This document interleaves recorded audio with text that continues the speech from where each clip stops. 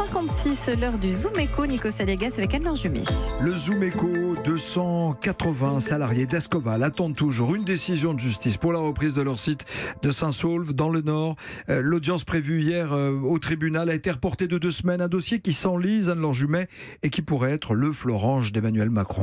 Et oui, parce que le chef de l'État s'est engagé à plusieurs reprises sur la pérennité de ce site sidérurgique, comme François Hollande l'avait fait avec Florange. En juin 2015, celui qui est encore ministre de l'économie assure aux salariés qu'il n'y aura aucune fermeture. Ça met du temps, mais effectivement, en janvier 2017, le site est repris par le groupe Ascométal. Mais moins d'un an après, ce dernier dépose le bilan. Emmanuel Macron assure alors à la maire de Saint-Saulve qu'elle peut dormir sur ses 2 oreilles.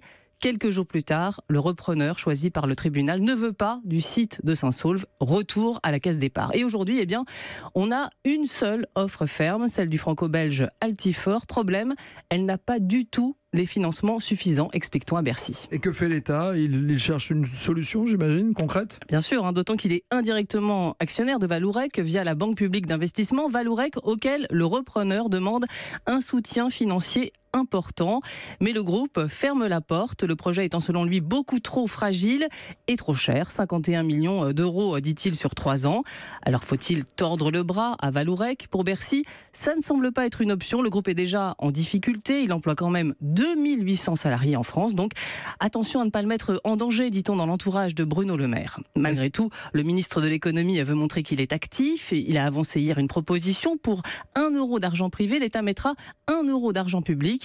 Mais sans Vallourec, personne ne veut y aller. Alors le dossier est dans l'impasse. On n'est pas résigné, mais on n'est pas très optimiste, résume-t-on à Bercy.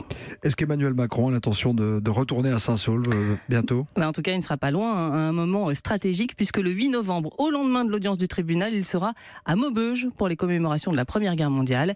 Et certains sur place l'attendent déjà au tournant.